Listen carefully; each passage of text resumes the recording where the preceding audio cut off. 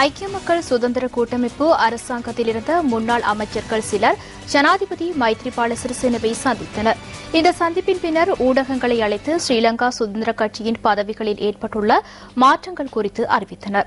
இந்த ஊடகவியலாளர் சந்திப்பில் முன்னாள் அமைச்சர்களான ஜனக பண்டார தென்னகோன், அதாவுத செனவிரத்ன, ரெஜினோல்ட் குரே, சரத் அமனுகம, விஜித் விஜயமுனி சொய்சா, பியசேன கமகே, எஸ்பி நாபின்ன மற்றும் வடமேல் மாகாண முதலமைச்சர் தயாஸ்ரீ ஜெயசேகர உள்ளிட்ட பலர் கலந்து கொண்டு எதிர்காலத்தில் ஜனாதிபதி மைத்ரிபால சிறிசேனவிற்கு பூரண ஆதரவை வழங்குவதாக தெரிவித்துள்ளனர்.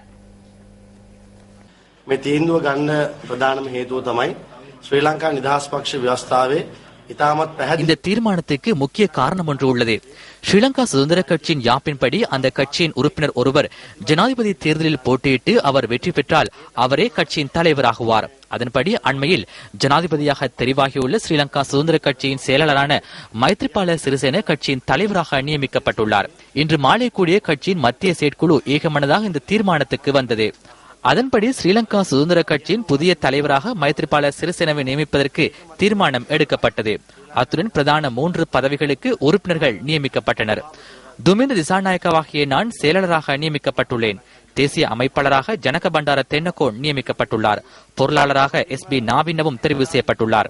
තුනක් අධ්‍යනේදී මධ්‍යම කාර්ය සභාව විසින් අනුමත කරා. ලේකම්වරයා විදියට දුමින් සානායක වන මමත් ඒ වගේම ජාතික සංවිධායකවරයා විදියට අපේ ජනක තෙන්නකෝන් ඇමතුමත් ඒ වගේම භාණ්ඩාගාරික විදියට එස්.බී. නාවින්න ඇමතුමත් තෝරාපත් කරගත්තා. කාර්ය සභාව තමයි පක්ෂයේ තීරණ ගන්නේ.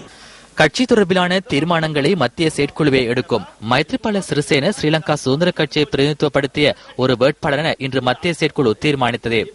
அந்த அதிகாரம் மத்திய செயற்குழுவுக்கே உள்ளது. 12(2) ஆசரத்தின்படி அவர் ஸ்ரீலங்கா சுதந்திர கட்சியில் போட்டியிட்டுள்ளார் என மத்திய செயற்குழு ஏற்றுக்கொண்டால் அவருக்கு தலைவர் பதவி கிடைக்கும். ஜனாதிபதியின் ஆலோசனையின்படி முன்னாள் ஜனாதிபதிகளான மஹிந்த ராஜபக்ச மற்றும் சந்திரிகா பண்டாரநாயக்க குமாரதுங்க ஆகியோர் கட்சியின் ஆலோசகர்களாக நியமிக்கப்பட்டுள்ளனர்.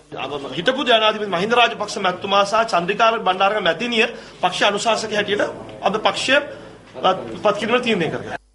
පක්ෂයේ සභාපතිතුමා ලේකම් ஸ்ரீலங்கா சுதந்திர கட்சியின் தலைவரும் செயலாளரும் இந்த முறை ஜனாதிபதி தேர்தலில் போட்டியிட்டனர்.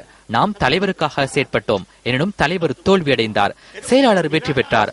அதன்படி செயலாளர் ஸ்ரீலங்கா சுதந்திர கட்சியின் தலைவராக மாறுகின்றார்.